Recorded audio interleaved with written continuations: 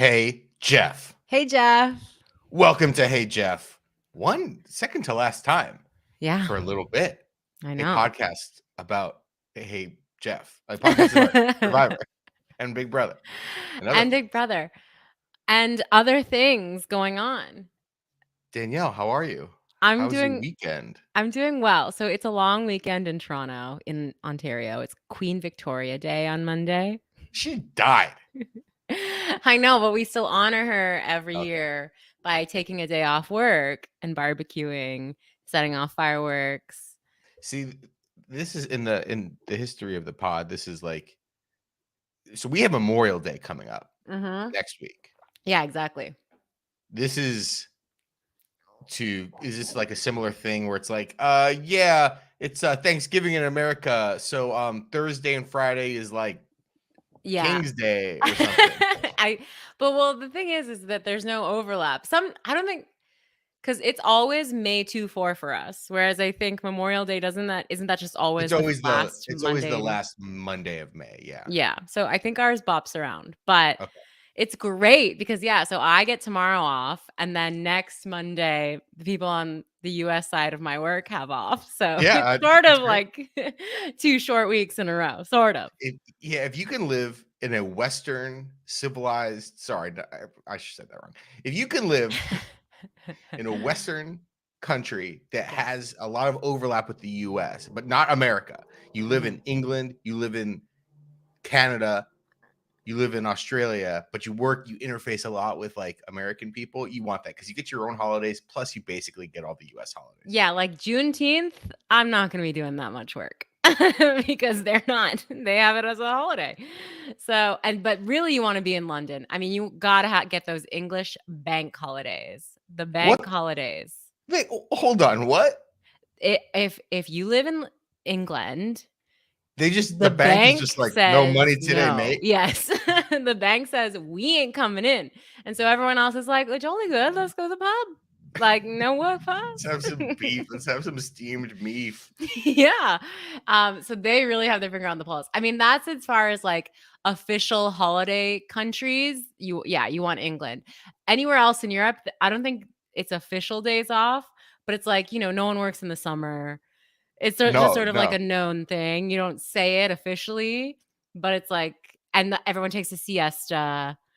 And it's like, if you're sick, you actually don't go into work and all this stuff. It's great. In the US, we have the thing of like summer Fridays, which like makes a lot of sense on the East Coast. Like East Coast people are like, I gotta have my summer. Oh yeah. If I don't have a beer in my hand and I'm not in the Hamptons or Poughkeepsie, oh my god, by 5 p.m. on Friday, I am quitting. Yes. And then, but like people on the West Coast don't even know about that. So like my company enacts this, but people on the West Coast are still very confused. Half of them are like, why? Why? Why don't you go to the beach? And then the other half are just like, I don't work Fridays anyways or whatever. Yeah, fair enough. Yeah, I would go to the beach, bring my little blankie, my little umbrella. A lot to talk about today. Yeah. And if I'm a little slow, let me just tie it back to that it's a long weekend. And yesterday I threw my first like party, but with babies invited, which was a lot of fun. So much fun.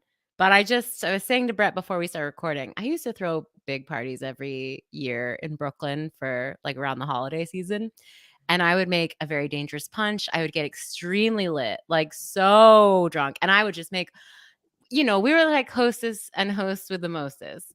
And I tried to do that here, but I can't imbibe the way I used to. So I had maybe like 3.5 glasses of wine throughout the whole party. And today I'm like, where am I?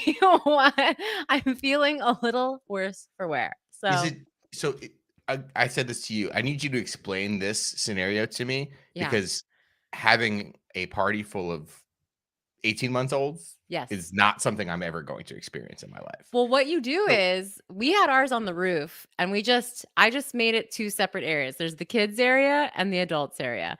Sometimes there was crossing of the areas. You gotta have an eye, right? You gotta have an eye. Yeah, but there's visibility. Especially in a roof situation.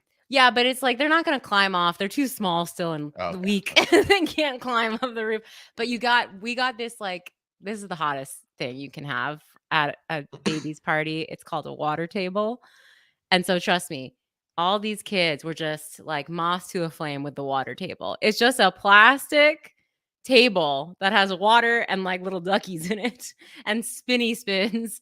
And they just loved it. And they were just getting wet and like splashing around. It amused them. Yeah, I'm looking at it. Just like these little Fisher Price ones. It's just Yeah. like, it's a little table play Yeah. space. It's what you And you can gotta connect the have. host to it. Yeah. It's what you gotta have. And so, yeah, occasionally they'd get tired of that. They'd come over, they'd eat some of our food, but then they'd make their way, they'd migrate back. Because the thing with kids at this age, too, is they only want something when they see another baby has it. So if another kid went back and suddenly was playing with a little bucket, suddenly they all were like, oh, I want that bucket. so it was good. It worked out pretty well. Are you exhausted today Yes. from the 3.5 glasses of wine, or Yes. the stress? Okay. I was going to say, like, the stress of having like 10 2-year-olds around and stuff. It wasn't like, even. It that was 4. compound. Oh, It's 4 of them. But so that's, everyone's got a set of parents. It's a lot of it's a lot. It's a lot. All it's of a lot it. of numbers, though. You have a huge numbers advantage. Yes. 8 to yes. 4, possibly. Maybe more if That's there's a true. grandma involved. There wasn't, but Maybe yes, less that's if true. there's been a tragedy. Yes, very tragic. But luckily that has not afflicted any of us. So we did well. We had a great time. Like I said, the party ended at like 6:45 because everyone has to go home and get their kids to bed. Good. I know, but I'm still like, I got a full 8 hours last night and I'm still like, brain is not functioning the way it So used you're to. not going to be we'll talk about Survivor later. You're not going to be a wine mom? Or you like Well, working that your way up? actually went through my head last night because I was still kind of drunk as I went to bed. And keep in mind, 3.5, maybe it was 4 glasses, but like, Keep in mind, I stopped drinking at 6 p.m. I was still pretty lit. And as I went to sleep, I was like, oh God, I can't become a wine mom. That's too embarrassing for my child, for myself. I really don't want to become a wine mom. So maybe next time I'll do beer. I will say in my you're a mom, you're hosting kids parties, you're having, 3 to 10 glasses of Chardonnay. It's rosé. I'm in my eternal youth era, yes. i.e. max responsibilities / no responsibilities. A week and a half ago, maybe 2.5 weeks ago, on a Wednesday, the Los Angeles Dodgers were playing a game at 1 p.m. on a Wednesday, mind you. Yes. The matinee, the weekday matinee. So classic baseball time. Yeah. So me and a few friends said, let's all take the day off work. And we did such a thing. It was organized. I wasn't ditching. I was like, fuck you. I was like, hello, PTO. fellow business leaders. I will be out of office. Please grant me this wish. Yeah, whatever. But we went to a baseball game on a Wednesday, and the goal was to get as drunk as possible on a Wednesday. Wow. Yeah. At the stadium? I don't do this. Off what? Miller Lights? Dani, we were at a bar across the street from the stadium at 10 a.m. Oh, wow. Okay. Wow, the bar opens at 10? Yeah, this bar does. Well, it's right across. It's like Dodger Stadium is not across the street from anything. It's on a hill that overlooks all of Los Angeles and cannot be touched with regular human transportation methods. Okay. They're building a fucking gondola to the stadium, which is a horrible idea for many reasons. Anyways, so it's like up a hill or whatever. But anyways, at the bottom of the hill, Sunset Boulevard. You heard of it? I've heard of it. Sheryl Crow probably sings a song about it. Santa Monica Boulevard. Never mind. There's a bar. There's a number of bars. It's Sunset Boulevard. There's tons of bars in Sunset. So there was a bar that was open at 10 a.m. and they had tater tots and refreshments, alcoholic refreshments for sale. Just give them a credit card. So what do you start drinking at 10 a.m.? Beer. It was a beer. It was like a beer all day situation. I can't. You got to start with a Bloody Mary or something. But to your point, Danielle. Yes. We'll talk about Survivor eventually. There's not that much to talk about this episode. To your point. Okay, yeah, that's fine. To your point, game's over at 4 p.m. And I was probably drunk until 8 p.m. And I have never felt so bad. I felt so physically awful Yeah. It was unbearable. And I certainly went harder than the 3.5 glasses of wine than you. There was Yeah. considerable walking involved. There might have been a Mhm. replica helmet full of nachos. Ooh. Yeah, it's so important to eat But good food, it's yeah. but to your point, that evening, I was like, I could not feel worse right now. I feel like I'm dying on a battlefield. Yeah. And it's mentally hard because the next day you're probably gonna feel just as bad, if not worse. I felt horrible. Yeah. And I had to go to my job. But let me ask you something sick, disgusting. Yeah. Was the next day, once it started to wear off, was a small part of you like, "I should go get a beer tonight?" Or like, "What No, I mean, like, I don't what am I gonna really do tonight?" I mean, I say, "What am I gonna do tonight?" Literally every night, Yeah. of my life, uh, because my entire life right now consists of watching the basketball playoffs while either swiping on dating apps or playing a mobile game called Slay the Spire. Yeah. So that is my life at the moment. Got really into that last night again. Oh, also playing Zelda. So Basketball your is still face on. is Are the like, "Oh my Raptors in god, it? poor boy." Well, No, it's because no. I'm thinking about The Leaves and basketball. the Raptors are gone. Oh, wow, but the Blue Jays are still in it. Yep, they're still in it because they do not eliminate people in May in baseball. Because it just started. Yeah. Um, okay, do we dare discuss? Oh, yes? No, we can talk about more pressing things. We can talk about some Survivor news and some Big Brother news. That's what people are here for. Big I Brother. agree. Well, first of all, I'd just like to say all of the Big Brother news that we've been receiving, and thank you to everyone in our Discord. If you're not in our Discord, you got to join it because that's where all the The hottest link is goss in the rumors. podcast description, and we tweeted out. Exactly. Join it ASAP. Especially be there first, before Big Brother really starts this year.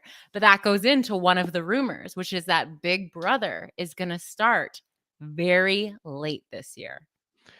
Yeah. There's conflicting reports. I Conflicting don't know if I reports. totally believe it. Well, a couple things happened. Big Brother 25 ads have started. They do not have a date on them. I would say, have you seen these ads, Danielle? No, they haven't played on There what is I a watch very Survivor on. classic tenor to them. Mhm. It's like it's blue and gold. It's like you're watching the Emmys on Yeah. CBS. It's like very kind of classic, like there's a history here, and they show Taylor, they show like lots of winners and people over the history. There's like a very much like golden envelope sort Oh, of vibe to these ads. And right. it's like you spent 25 years, like have another summer of fun. And it's like, but it's like important. It's not Yeah, like sure. get the floaties, motherfuckers, going in the pool and we're fighting, which is sometimes what those ads are like. So it was like a very classic sort of ad, and it was Big Brother 25 starting this summer, coming soon. And then two things happen. There's reports that the season won't start until August and will go until November. Which is so crazy, but I mean, I don't know whose idea this is because we need this now. I We don't need this totally now. believe it. I don't totally believe it. But then there was something that I do believe a little bit more, which was, and this ties into our next topic a little bit. Survivor 45 just wrapped shooting. Right. And there was some sort of roughly proposed, roughly leaked broadcast start date for that of like October 20th or something like that. And someone did some mapping out of like, well, if Big Brother starts in July, it would end on October 13th. And then the following Wednesday would be the start of the new Survivor. So which is still kind of a later start if it's starting in July, though I do believe the last few seasons it has Last started season started in at, July. yeah, like I remember last season we didn't have 4th of July. Like 4th of July is Right. always kind of a fun, weird Yeah. wrinkle in the Big Brother season, especially as we get to the end and like everyone's trying to remember what days things happen on. And then, there was the week that 4th of July happened and we did the veto on a Tuesday for some reason. But anyways, I think I believe that one more. It seems to make more sense. I don't necessarily know why CBS would like go really into late summer, fall / go up against football and stuff on Sundays, on Thursdays. It might be all they got. That's I know, why. yeah. I'm a little bit confused about that. People are upset. Nothing's official though, but that's kind of what's going on. Yeah, we should say like the reasoning, at least that I've seen, is that as everyone knows, WGA is on strike. They've been on strike for what, like a month now? Probably a little bit less, actually. Couple weeks. But that's gonna go all summer. That's gonna go all summer for multiple months. Yeah, it's gonna keep going, which is gonna start delaying any. Like I saw, what is Abbott Elementary on ABC? ABC released their fall schedule, and it's entirely like non-scripted game show, clip show, and reruns of Abbott Elementary. So watch Dwayne Wade play tic-tac-toe. Pretty much. Versus every member of the Florida legislature. Yes. So that's what they're dealing with. It's all going to start affecting fall and winter regular. Oh, so they're trying to get into, they don't even care about summer programming. Right. They'll just play Avenger movies on Thursday nights on ABC. Well, Paramount Plus. New sports. Yeah. And so they're worried about the fall, and they're like, oh shit, we don't have a new Chicago. The Good Doctor is nowhere to be found. Not so good after all. Exactly. So let's push one of our stalwarts, one of our always a hit in the summer. It has at least a little bit of an audience. So let's just push it to the fall a little bit. 7 to 10 people. 2 of them are Brett and 8 of them. Yeah, 8 of them listen to Hey Julie. But so that's what I think the reasoning is. So that's what made me think, okay, actually that might be possible. That I didn't think about August that. Is so crazy. Well, first of all, a lot of troubling things. 1, Big Brother's not happening during our birthday. We have an early August. Both of us have early August birthdays. And it's kind of like a tradition. And it's kind of like our birthdays. Like, I think so. Like, if we don't get to watch Big Brother on our birthday, then like, is it our birthday? We need to write a letter to CBS. Please. Remember when like they were canceling Chuck or stupid shows like in 2003 or whatever, and it's like everyone send rubber ducks to Les Moonves to be like, we want Chuck. Send ducks for Chuck. And like Pushing Daisies was canceled, and they're like, let's all send coffins to the head of NBC or whatever. We need those. Yes, we need to rally the troops. Not just like bring back Big Brother, bring it back before, say, August 1st for Brett and Dani's birthdays. Yeah. So, hey, Julie, listeners, you know what we need to do. We just need to make sure it's on before our birthdays. Because if it's anything like last year, it was like pure heaven to be just at home watching Big Brother, like not in the office, work from home, having Big Brother on the TV in the background. And not only that, but such a great season. Like that's what we need again this summer. It won't be the same in the fall. Yeah, like we done that with, well, actually, the best season ever occurred in the fall. That's true. BB25. Halloween brings out the spookiness in people. Maybe that's what's going to premiere in August. You guys do 2 seasons of Survivor back to back. Just do a season of Big Brother now, and then on like September 24th, just be like, we got another 25 weirdos. Do a season that overlaps. Yeah. So it's like just when you think you're at the final 4, here comes in another cast of 18, and you have to beat them now. King of the Ring. Yeah. Yeah, exactly. Ooh. Why don't they hire us? I don't know. Oh, that'd be so fun. Yeah, people in our Discord are also discovering BBOTT, and I'm loving the memories. I think it's Spicy Marco who's watching it, but it's so great to be reminded of the best season ever. People are like, pardon? What is this Chrissy woman doing? Like, yeah, we know. It's the best. But so have you heard any other Big Brother specific rumors? No. It was just about the dates. About the dates. So there was some Survivor goss this week as well.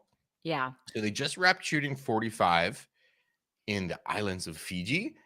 And basically the cast was confirmed. This is not like an official release from CBS, but it seems that we have it confirmed. I'm not going to go through all these people. I do have 2 items of note. One is that Bruce, famously of smashing his head into a 2x4 and being so fucking concussed that the doctors were like, "You're fine." Oh, wait, you're dying? Please get off the island. Well, that's the one that I think Bruce is who I thought you said died. No. Yes. No, but it was from that thing of like, they have these little ads that are like, you want to have fun in the sun? Sign up for Survivor. And they showed the clip of him, it was like right up to the frame when like he smashes his head open and like is like having a severe brain injury for like 48 hours. And the doctors are like, we don't know. We don't know anything about the brain, really. He's fine. In fact, he can do Survivor again. So yes, that, and then good for him. We liked Bruce. We liked Bruce in the pregame. Yeah. But the question is, so they just finished shooting it, which means they only started shooting it about a month ago. Survivor 44 has been on for, it's 13 weeks long. It's been on for, it's about to finish its 3rd month here with the finale this week. Do the contestants of 45 know that Bruce is a returnee? Granted, he was only on island for like 36 hours, but like, do they know? Maybe they tell him. I feel like Survivor's like trading on honesty and values and integrity. So maybe if I were Bruce, I don't let anyone know. Yeah, that's not his choice. Everyone's gonna use that against him. Bruce already had his chance. Yeah. But he was the one who smashed his head against. I wouldn't have done that. That was his choice to smash his head against the wood. Yeah, but then he'd pull the like, this is my final, like I got severely concussed. This is my final chance. And the way Survivor is played now, none of them would be like, who cares? They'd be like, wow, his story is so moving. Please, I respect him. Let's sit in our prayer Survivor. I can't afford this kidney surgery, but you go. Yeah, exactly. No, yeah. We need haters. We need haters on Survivor. I know. I agree. We need more haters. I do love Bruce, and I'll be rooting for him. But I also want people to be like, fuck Bruce. He had his chance. Yeah, not me. I don't want me to be the hater, but I want others to hate for me. Exactly. Yeah, so that'll be fun. And that's not till October. I just feel like it's been nonstop Survivor for so long. Like this podcast is pretty much about Survivor at this point. This podcast is about water tables. Okay. Speaking of, this episode of Survivor brought to you by The Sanctuary. Yeah. I want to talk about The Sanctuary. Do you? Yes. I know times are hard. I know inflation is hitting everybody. You can't find another place to take people other than a gazebo you built. Well, I thought 20 feet away. The shot that I thought was so revealing was it shows the 3 of them sitting in their little lounge chairs. And the classic thing you should see in the wide is their feet should be in warm little buckets of water with like little flower petals strewn about. And maybe they're bubbling. Maybe there's like a bubble factor. You know, like you're getting a pedicure. No such thing. They just looked.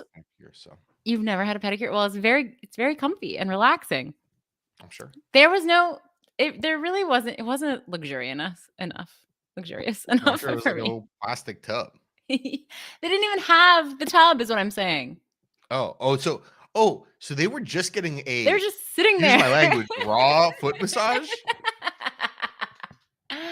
Yes, they're just sitting. They're just sitting there. We didn't even see the massage, so we don't know. This is fucked up. I know. That's what I'm saying. I just.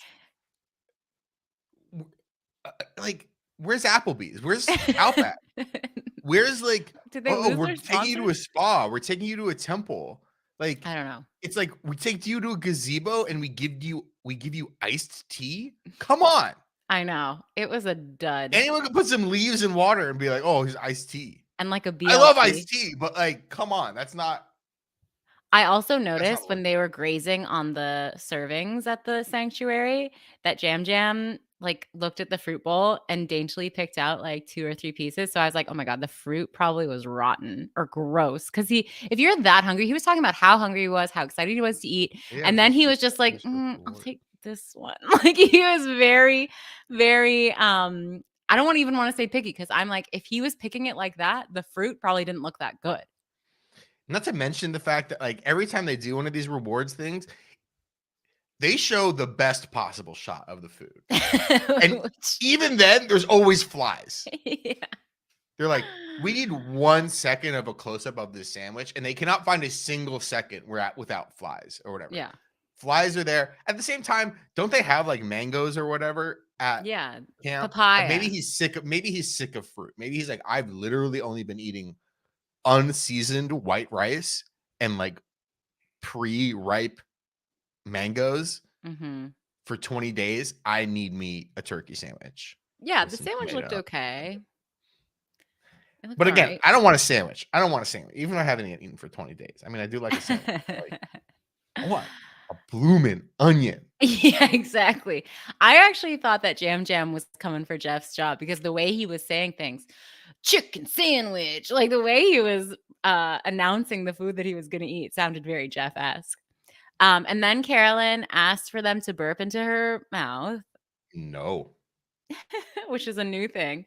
That's a new thing. I am so wrong. I am so wrong. Dani was wrong. I thought for sure we'd lose Carolyn or Jam Jam by now. One of them before Final Five. So that's kind of the main like topic I think for this episode was like they really were like they knew that they had something special in their hands with Carolyn, right? Yeah. And they have for weeks. And this entire episode was like, say goodbye to Carolyn, y'all. This is it. This is the furthest she can go. Everyone's got their knives out for her. Carolyn even says, I'm scared. Is this my goodbye speech? Well, Jam Jam made it seem like he was like, if I'm sitting on the couch, you got to go with your brain, not with your heart. Like he had this whole sick camera thing. I'm just really kind of just confused about how this whole thing shook out. Was Carolyn actually in danger? Was Jam Jam really this on the fence about it? I guess we'll never know. I mean, he sort of was acting the entire time, especially through the tribal, like, I'm voting out Carolyn. He doesn't even look at her. She's kind of like looking at him like, talk to me. And he's giving her very weird body language, like sort of, I'm sorry, it's you body language. And I don't know, like, hey, am I happy that Carolyn is here and probably one of my least favorite players, Jamie, was finally voted out? Yeah, of course. Yeah, I'm satisfied. Right. Yeah. Brett was right. I didn't think Jamie was a very good player. But I don't know. I just thought the episode was weird. I didn't like feeling the entire time like I was saying goodbye to Carolyn only for her to like stay. It was like it should have been relieving, and I honestly felt like Carolyn. I was like, what the fuck just happened? Yeah. And they're never gonna get rid of Carson. How are they should get rid of him.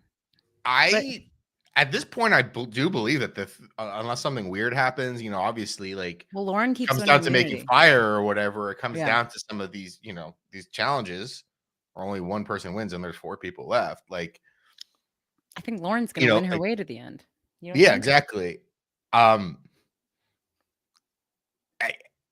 It definitely could be Lauren or Heidi in the end. I mean, at this point, I think everyone has a shot, especially Lauren's won her second immunity. Why not all 3 people, all 3 purples in the end? Why not? 3 purples. 3 purple hearts, you know?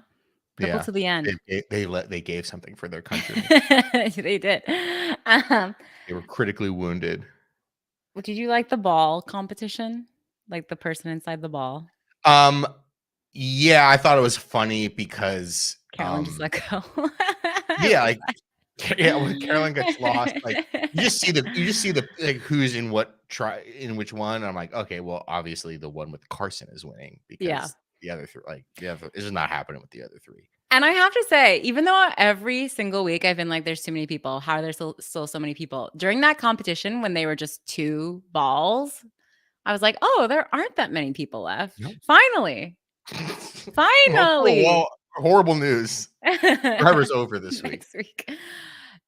So not to not to go in circles, but I do need a little help from our listeners, from our Discord friends, because I really want to start more rumors on Twitter about Big Brother, but I need some help because I feel like all the good ideas have been done already, which is like, when's it going to start airing? And then like disappointing people to have back are being rumored as like returnees. Bad or weird themes. Yeah.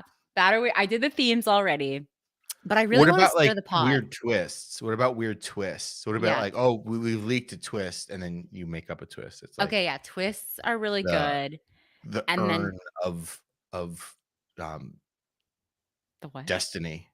Oh yes, and I really want to start a rumor that Julie's fired, and like who's the replacement going to be? You can do like alternate streaming platforms or alternate like days of the week. I love that. It's actually going to be Monday, Tuesday, Friday, Saturday. Yes, I love that. Evictions will be live at 11 a.m. on Saturdays. That would be so great for me. Oh yeah, right before the party starts. Yeah, exactly. You can get it in. Wait.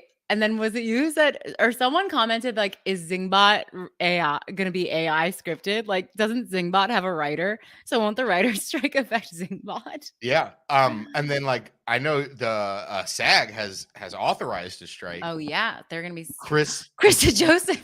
Chris DeJoseph is union, baby. He's union. He's union strong. He is not a bootlicker. Not in SAG, I assure you, just looking at Chris DeJoseph, that he comes from a long line of unionized steelworkers in the Pittsburgh area. You don't think Chris DeJoseph is a little scab cross that picket line? Oh, that'd be so great. He's like the one. Sorry, the Succession finale cannot be aired in its entirety tonight. The role of Greg will be played by Chris DeJoseph. It's like he's just such a he's just so committed to his craft that like playing the screaming grandma / screaming alien, whatever it is, it just like calls him. No union is stronger than his desire to play that role, which he has perfected. I'm non-union. I'm available. Yeah. Bring in Brett. This is your time to shine. Yeah. Your chance. I don't know. We'll see. There's like a ton of like improv comedians in Los Angeles who not in the union. You need them to play a weird alien. Yeah. I mean, I think actually if they did, I am not in support of AI. I am not either. I am also really skeptical about like AI's ability to do creative tasks. In that I work on the internet all day long, Danielle. I believe you do as well. I do. I would like to see AI correctly transcribe one 2-minute video without any spelling errors or grammatical errors or misheard words once. Mm-hmm. Let's just like not be like, sorry, like whatever. AI will fire me in 20 years. But like, I'd like to see one video get transcribed on the internet by AI, which is pretty much how the reason why every single video you watch has horrible transcription on it is because people just let AI do it and they don't even double check it. I would like to see AI do this once. So what is good about the Zingbot thing is that Zingbot is a robot and the jokes aren't even that funny to begin with. So It would be funny if AI wrote the jokes for Zingbot this year, just because it's like I don't see like a drop off in quality happening. No. It might be funny. It might be funny for Big Brother, a show that isn't very good to begin with. I don't mind that. I think that they are going to do something with AI because like it's the talk of the town. Big Brother loves to jump on a trend like Brochella or whatever it is. They love to jump on a trend a little bit too late. They love to jump on the trend of yeah. I mean, so they might do the AI thing like maybe 10 years from now. Yeah, I was gonna say maybe they'll have NFTs this season. They'll do slurp juice. That's my other thing with AI is that like first of all, there are absolutely more uses for AI than there ever were for crypto to begin with. So I do believe it's like not apples and oranges. but like literally 1 year ago, people were just screaming down everybody's throats about like, you need to buy the weird, stupid coin. I'm like, like you need to buy these digital trading cards of like LeBron James like doing a high five. Like it's gonna be worth $1 million. Right. This GIF. Yeah. Like it never was. No. So it's different. But like a year ago, all of you guys were saying the same thing about something completely stupid. So exactly. Sorry if I'm gonna be a little bit skeptical. We need to be so skeptical. And you know who we really need to be skeptical of? Matt Damon. Because we're done. We're done with Survivor. Goodbye. He was one of the people on the Super Bowl. And I remember very specifically being like, Matt freaking Damon, why do you need to be here? It's the same feeling I get whenever I see Kristen Bell in another commercial. I'm like, why do you need more money? You and Dax don't make enough. You have to be in this random furniture commercial. Fucking podcasters. Yes. Anyway, Matt Damon is in the star of the film Air. Brett and I wanted to discuss. Wait, we should do questions first before we move on. All right. Okay. I'll look on Discord. You look on Twitter. Oh, oops. Okay. I'll switch over to Twitter. Because you guys, I just really prefer our Discord now to Twitter. Oh, you want to do how about you want to switch? No, because now I'm in Twitter. Okay. Pizkey says, have you this is a question for later. Jump for Joy asks, I'm watching Survivor Blood versus Water. Dani, how would you feel if your daughter told you she was going to vote you out? I would be so happy because that would give me time to plot against her. If she was honest with me like that and she told me she was going to vote me out, that would give me a heads up so I could turn the tides against her. I would use it to rally everyone against her and get her voted out. It is great. It is great in these seasons when like people turn on their relative or like when they get separated and it's like, that's so good. It's not on Blood versus Water. It's on Heroes and Villains, but it's still like maybe one of my top 5 Survivor moments is when Colby's brother, like it's the episode. Yeah. This is like the family visit section. Yes. Like, and it's like the family, like the brother, the mother, the cousin has to help in it. It's like a pairs sort of like reward comp, but they're paired up with their sibling, with their family member. Yeah. And so Colby's brother, who I'm going to say his name is like Dalton. I don't know. It's something. Very much yeah.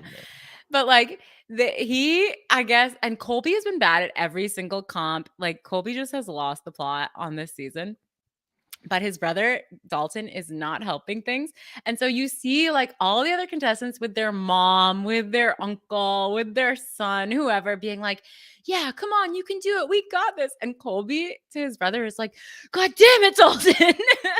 Yeah, I think it's one of the ones too where they're like, one of them has a bucket of water and then the other one, and they have to like throw the bucket of water and they have to fill up something. It's something like that, or it's like you have to catch water with your fucking hopes. And prayers. Yes. And he's so upset that he's like not gonna get a banana sandwich. Yeah, but he's yelling at his brother the whole time. This is supposed to be like a heartfelt moment. And I was just like, this is this is truly perfect actual reality TV. Because this is how brothers are. Brothers are like, God damn it, why'd you steal my Nintendo remote? Like that was what we were seeing, but in Survivor competition form. That's how I am with my brother. Yes, that's how my brothers are. So I was just like, that's my favorite thing. We got a comment from the chat. You're voting me out? Well, I'm voting you out of my will. So funny you say that because I actually did have to make a will. I made it. Oh yeah. I have to have a will. Yeah, once you have a kid, it's like very. I mean, I have a will as well. Yeah. Everyone has. Not everyone has a will. I didn't have one before this. But I do now. There's not much in there. Yeah, there's not much in mine either, but it's like, I guess just recommended to have one. And there is an option in mine. It was like, do you want to leave anything to your dog? I was like, no, I'm good. I'll leave it all to the kid. Thanks. So I don't know if I should just like wait, but like, what do I get? You're going to get such a great, it's like, remember how you got me a cameo for my birthday? And I hadn't gotten you anything, and then I got you that. It's gonna be like that. Like I'm gonna die, and then in the afterlife, upon your death, something will trigger like a purchase order in the Cameo app of like, yes. Danny is dead. Yes. Here's Chris There's a Kattan grief note. It'll be Chris texting you. DeJoseph. Hi, it's me, Chris Kattan. I'm sorry, but your friend Danielle is dead. Here, reach out with this grief counselor. It's gonna have some tips and tricks. Okay. It's gonna be great. Well, I'll wait. I'll wait to be surprised. Hopefully, a long time. A long time from now. I mean, I'm sorry, Brett. I think you're gonna die before me. So what did you get me? That is absolutely going to happen. That is absolutely going to happen. And also, and I don't have Danielle's frozen. What if we? Oh. Oh no, you're here. Okay. You're back. Am you're I here. back? Okay. Go continue. Okay. What if we both die? So my birthday is August 4th. Brad's birthday is August 5th. What if we both died at midnight going from August 4th onto August 5th? Then who gets one of die because no Survivor is going to be on. Yeah, no or Big Brother, whatever. Yeah. So much. Okay, next cue. From Scapani, good hair person on Twitter. Did y'all watch Beef on Netflix? And if so, thoughts? Well, Scapani, if you listen to our podcast, you would know, yes, I did watch Beef. The long history of people asking us questions about shit we talked about. They're casual listeners the way we're casual. I know viewers. It tracks. Yes, I watched Beef. I loved it. I watched it all in like the span of a day. I didn't watch it. Everyone says it's good. Every time I start watching a show on Netflix, I immediately hate it within about 15-20 minutes, even if it comes highly recommended. So I'm a little bit nervous with this one, even though it's like the best. Well, I'm happy I watched it. Yeah. Of a lot of these shows, but like Danny told me to watch The Diplomat, and I hated it. And because I know you're hot for Carrie. What was the one about the ship? From the people who made Dark, which I liked. Dark, and I was like, oh, I'm gonna watch this one about the ship. Oh yeah, 1845. 1849, the gold rush. Yeah. I watched the first episode and I hated it. I told you to watch that? No, I watched it on my own. Okay. But sorry, Netflix. I find them to make some of the worst. Like you still have your Netflix account? No, my brother pays for it, and I have a little Dalton. Thing. Okay, got it. Dalton, God damn it, The Diplomat sucks. You're messing up my algorithm. Iski on Discord says, "Have you guys watched any of the Roseanne comeback show? I would love to hear your thoughts. LOL." Whoa! I love our question. I don't know what. Like this, I have so many questions now about Pisky.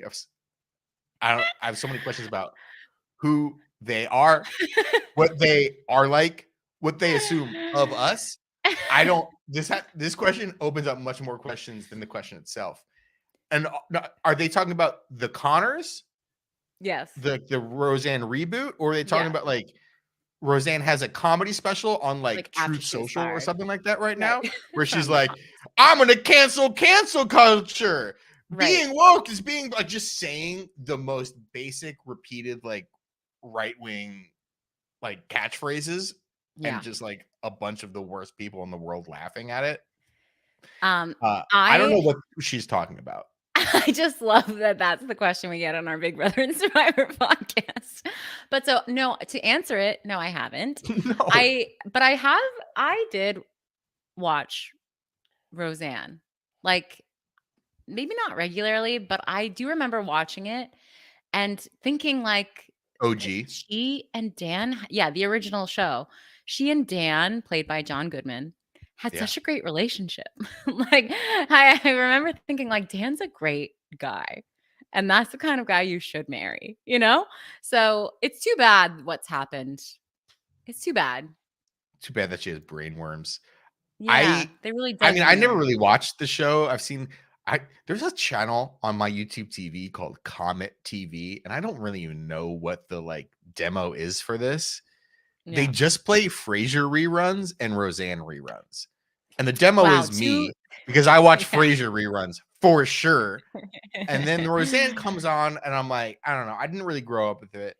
I didn't really grow up with watching Frasier either. Frasier is something I discovered later in life and I love. They're trying to have shows for each economic bracket, rich and poor. I think Yeah, but I think both shows are for the common person because it's making fun of how rich, The yups, like, the yuppies. yeah, it's like it's about what buffoons they are for like wanting to go to the opera Even though they're rather so than caring for fancy. their elderly father. I don't know. I think it's appealing. I think it's appealing for the snooties too. I think the Yeah, snooties well, are I'm a like, snooty. I ooh, know.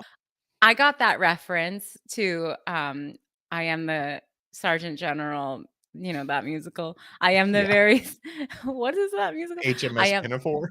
HMS Pinafore. I am the modern example of the do do do do do do do. Do do do do do do do do do do do do do do. Yeah, the Guys, modern I'm a Major little hungover, General. so I can't remember. Yeah, Modern Major General. Is it Oh, it's from HMS? Pirates of Penzance. Pirates Sorry. of Penzance. Thank you. Anyway, it's for people who like know those lyrics. As you can tell, I'm more of a Roseanne girl because I don't Yeah, remember the I mean, lyrics. there was something that was really appealing and struck a chord with that show, and this is something that like all sitcoms sort of play with and historically have gotten kind of better at is like showing it. These are all like family dynamic shows, right? And they're Right. like showing a modern contemporary family dynamic. And I will say, just to kind of sidetrack, I'll cut back to Roseanne. I don't know if you've seen the documentary Exporting Raymond with Phil Rosenthal. It's I about how have. He goes to it's really Russia. good, but Yeah. it's about like Russian TV, the Russian equivalent of Yeah. ABC or whatever, buys the rights to do a spin-off of Everybody Loves Raymond, and they fly Phil Rosenthal, the guy who co-created it and Yeah. produced it, to Russia to like help them shoot the pilot and get it off the ground. And they just completely do not understand the idea of like a family sitcom. And Right. it's like the wife is always dressed up and beautiful and wearing makeup, and he's constantly being like, the point of the show is that Ray and his wife are normal people who Right. live in where I've never even seen that show. I don't even know where they live, I but don't like either. they get up in the morning and they're wearing their pajamas and they don't have makeup on and they're just making a cup of coffee because that's what normal people do. And the Russian TV people are always like, no, but she's beautiful. Like he needs to, this is on television. She needs to have Yeah. beautiful wife and drive She's really wearing her beautiful heels. car. And it's like, Yeah. no, it's about real life. And what's funny about it is how similar it is to the viewers' lives at home. And once you start making them live in an extravagant house and have a beautiful wife and a beautiful car and like all that stuff, it's not relatable anymore. Which is all to say about Roseanne. Even other sitcoms from the 50s, 60s, like there was a bit of extravagance about them. The Bradys live, even though there's 20 of them, they live in this giant house. They have They a only have one fucking live-in bathroom. maid, all They only this have one shit. bathroom. Only one bathroom. Yes. Marsha with her giant shits. Roseanne was like, these people have nothing. These people Yeah. are, this is like what a lot of, I mean, friends, like they all fucking live in Manhattan and half of them don't even have jobs and they live in this thing. And Yeah. Roseanne is out and it's like these people, She works at the diner. she works at like this is what, in a way, what real America is like. So there was something really Yes. brilliant about how they portrayed that with the original Roseanne show. Obviously, why are we talking about Roseanne? Roseanne's Well, fucking someone psycho. asked us And her about Roseanne. brain is melted by right-wing crazy talking points. So much so that she has a comedy special right now, and she's just shouting, as I mentioned 5 minutes earlier. She just shouts like, "Wear a mask. Go You woke, should go wear your ass," or whatever. Like, it's like, what the fuck? And then we'll just while we're on the questions and comments, Pisgy is also the person who said, "Is Zingbot in the WGA? If so, do you think he'll scab? Will he be replaced by AI?" So I incorrectly thought you brought that up, Brett. So clearly, to me, I think you are Pisgy. You might I'm be. not. I'm not. All right. Well, thank you for your questions and comments in the Discord, on Twitter. We appreciate it. Send more in. We haven't even gotten to our air review. You transitioned like 20 minutes ago. You're like, you know what? Who wouldn't have been good on Survivor? Matt Damon. We need to talk about this movie, Danielle. I have a lot to say. We both watched the motion picture Air, Yes. directed by Ben Affleck. It is now available to stream on Prime Video. One of us really liked this movie, and one of us really did not. Everyone guess right now. Yeah, exactly. I just really enjoyed watching it. But you know why?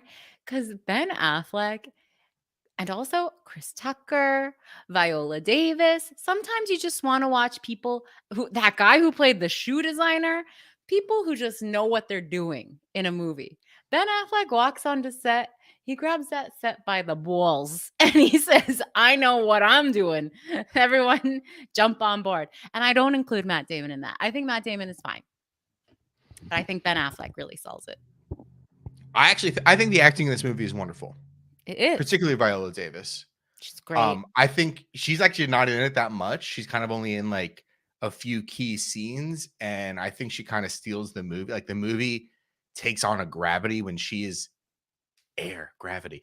The movie takes on a gravity that really makes it special in a few of these key scenes. Particularly, I found like the scene towards the end where she's on the phone with Matt Damon and they're almost about to not make the deal. I found that to be a really important scene. And I really liked that scene. Yeah. I have a real issue with based on a true story movies. And they all, many of them, most of them fall into this really, really boring, like writing conceit where all of the characters are so blissfully and confidently unaware of the future. And they say things like in this movie, Charles Barkley, why no one will ever want to watch Charles Barkley on television. Michael Jordan, why he's never going to be a great basketball player. John Stockton, no one knows who John Stockton is or where I don't know who John Stockton is. He's a very racist white basketball player who's gone. I don't know him. He has complete Roseanne Barr disease. Okay. Now, but he was very, very famous in the 90s. And that was one where I was like, okay, Danielle's probably not going to know who John Stockton is. He hasn't, yeah. No one is like, OAN is like, John Stockton, please tell us your thoughts. Yes. Who won the NBA finals. I really, so all sorts of movies that like take place in the past and are based on a true story do that thing. I think it is one of the most like hacky jokes ever, and this movie has a ton of those moments, and I did not like that. And I think for a movie to be based on a true story, it's really hard because a lot of the people, because you know how it's going to end, and you need to create like dramatic tension in another way, or you need to show the story or tell a different story than the one that you expect. And I don't think this movie did that. Like, no, yeah. The Social Network, he creates Facebook. Who cares? He creates Facebook in the like 20 minutes into the movie. Yeah. It's about the relationship, and it's about the hidden relationship, about someone who just wants human connection, Mark Zuckerberg, but who's actually incapable of it and destroys all of his relationships in doing so, and becomes king of the world, but at the cost of doing that. And that's, granted, Sorkin, who we love here.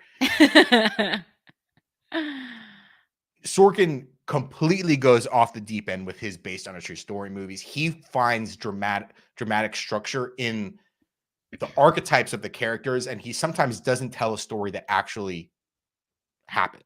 Right.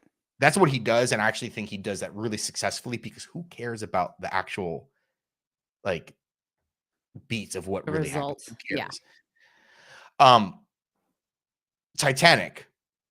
We all know the boat sinks, but they give us this really interesting melodramatic romance that takes us through this, that is about class and is about really universal issues and themes, and people become really attached to the characters through that, though we all know what's going to happen at the end, but we don't know what's specifically going to happen to Jack and Rose.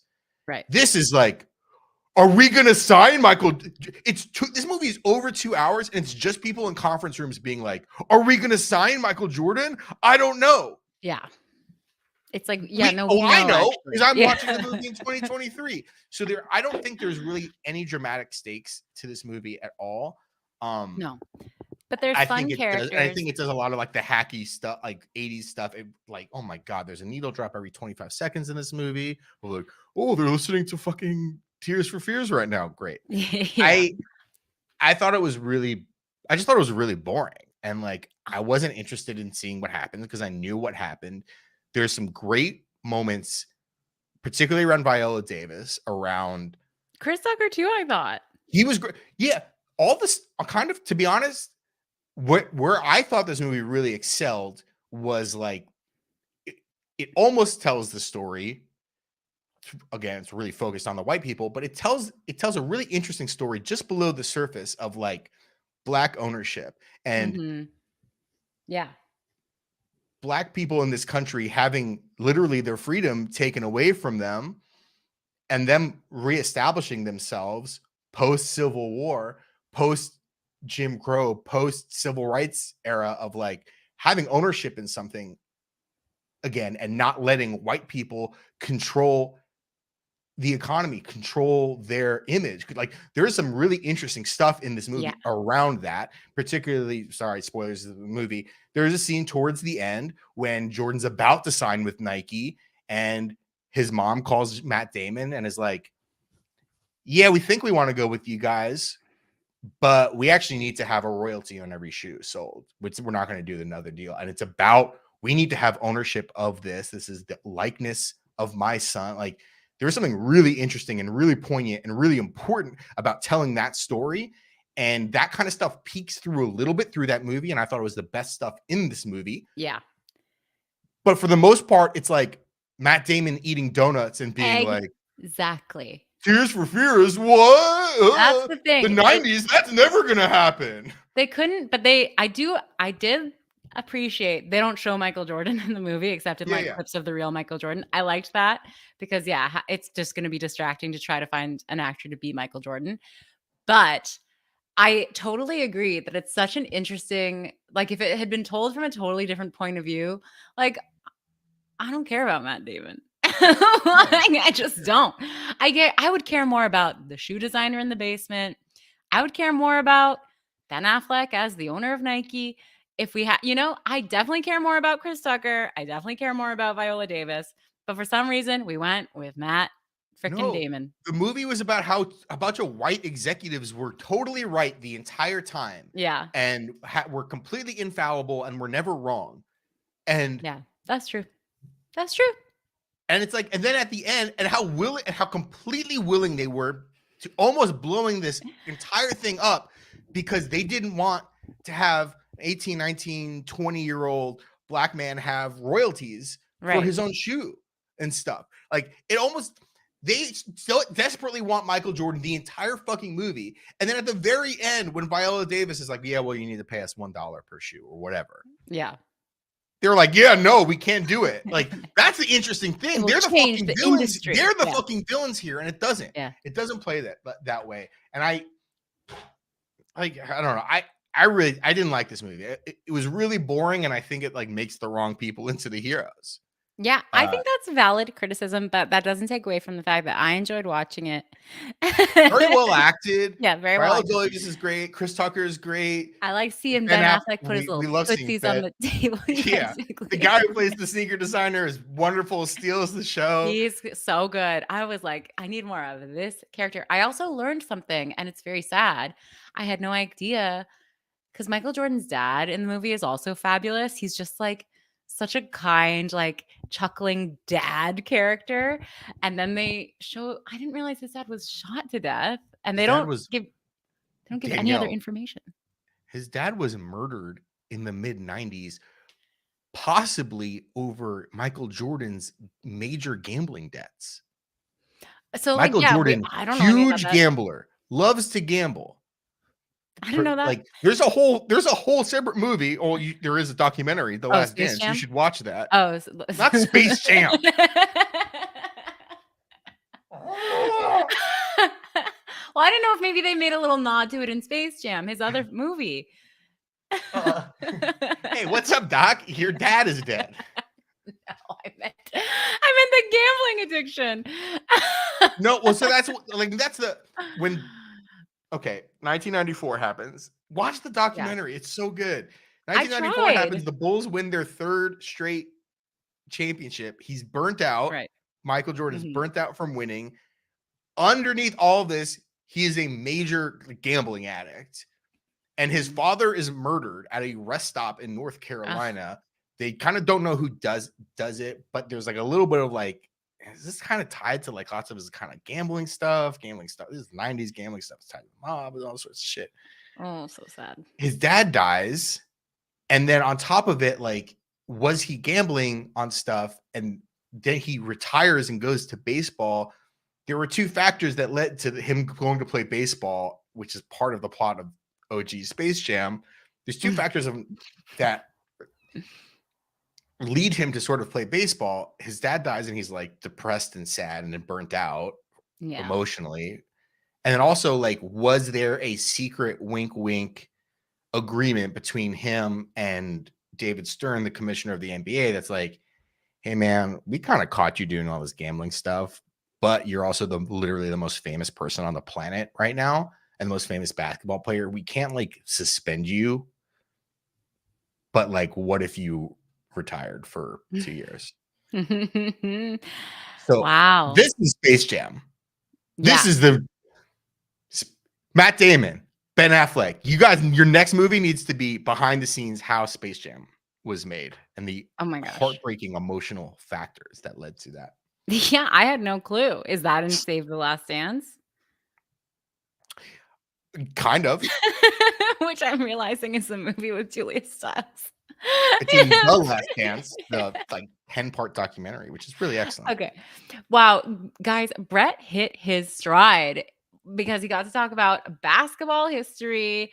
You know, we never know what we're going to talk about in our Big Brother Survivor podcast, but we got to hit up Michael Jordan's gambling addiction this time. And we don't even have time for me to give my review of the Apple TV Plus show, The Last Thing He Told Me, starring Jennifer Garner.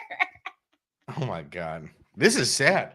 Yeah, this is sad. We had to break up Jennifer Garner and Ben Affleck again. Those 2 kids can't get it right. Oh no. But I did love that. Guys, you can always send us questions and comments in our Discord and at Hey Julie BB on Twitter and Hey Julie Big Brother at gmail.com. I checked it. Nothing. Goose egg. You can check out Air on Prime.